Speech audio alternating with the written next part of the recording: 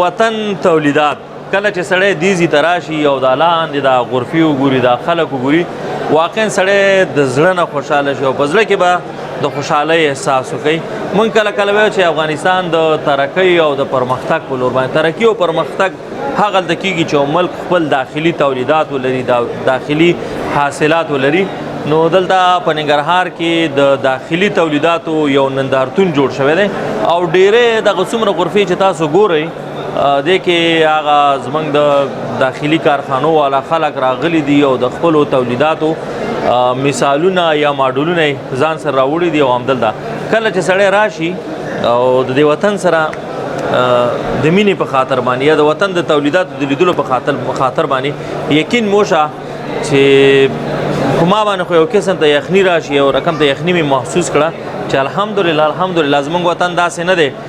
تاسو یقین وشو چې کلونه وړاندې زموږ په ذهن کې ځینې خلکو دا مفکوره راچولې وه چې افغانستان یو ستنه جوړه کړې وه د سوري کولو دپاره چې دی بل ځای ته لېږلې وه. خو اوس الحمدلله افغانان ستنه نه چې ډېر غټ شیان جوړولی شي. دا چې کوم شیان جوړولی شي راځو لاندې تاسو مورولمه او هڅه کومه چې داسې د ډېری خلکو سره وغږیږو د کارخانو والا سره وغږیږو او دلته تاسو د خپل وطن تولیدات په خپلو سترګو باندې ګورئ. ډېر شیان موږ په بازار کې ګورو چې هر څه ګورو خلک وایي چې دا د فلاني هېواد نه راغلي او دا د بستاني هېواد نه راغلي. خو زه نن دې نتیجې ته ورسېدم چې الحمدلله افغانستان د ځان بسیا طرف ته روان دی. دلته ډېرې کارخانې شته ډېر تولیدات شته او ډېر حاصلات شته دی. خو کله زموږ تولیدات خلک په خپلو نومونو باندې نورو هېوادونو ته لیږي او خپل تجارت ورباندې کوي. راځئ لاندې ورځو او د افغانستان تولیدات در باندې ګورم چې افغانستان څومره تولیدات لري څومره کارخانې لري او هڅه کوو چې حاصلات هم وګورو. مننه. ټولو جالبه دا وه چې تېرو ورځو کې راته یو دوست د کاناډا نه ټلیفون کړی و یاره یو راشکو بابا دیګي بخار راولېږه. نو هغه دغه دي وختي ما یادونه وکړه چې پخوا مو دغسې اورېدلي چې په افغانستان کې وستنه نه جوړېږي خو ډېرې تولیدات دي او دا دیګي بخار ما ته ډېر جالبه ځکه و چې اوس دا دیګي بخارونه کاناډا کې ما نه خپل یو دوست غوښتی و که نه نو دا پخپله په افغانستان کې جوړېږي. او الحمدلله څو کاله کېږي چې دا کارخانه ده؟ تقریبا کارخانه خو 20 کاله خو د راشکو بابا د کارخانې خو له ده نه فاروق کابلي په نامه اوس خو د 20 کاله کېږي راشکو بابا او کومو لکه ما د خو ما نه یو دوست ما وختي مې یادوم چې کاناډا ته نو کومو هېوادونو د ستاسو دا دیګي بخارونه ځي؟ تقریبا داسې فکر وکړو چې 3 براعظمو ته ځي افریقا او اسیا او امریکا. 3 براعظمو ته دا دیګي بخارونه ځي او څومره خلک تاسو سره مخامخ په کار کې مصروفه دي او څومره باید چې دا د بازار پورې دغه لري تر 200 نفرو پورې کار کوي موږ سره تر 200 نفرو پورې تاسو سره الحمدلله ګوره د یو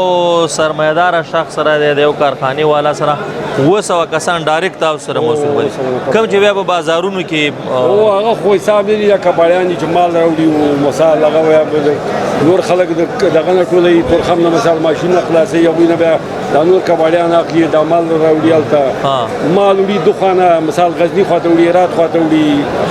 چې 200 تاسو سره مصروف دي او 3000 خو به نور مصروف تقریبا فامیلونه چې حساب کې زیاتی خپامینونه چې حساب هغه خلکو د څه پیغام دی چې هغه په پردي بانکونو کې د خپل پیسې ذخیره کوي. دلته په افغانستان کې کوم کارخانه جوړه کې خنه ده چې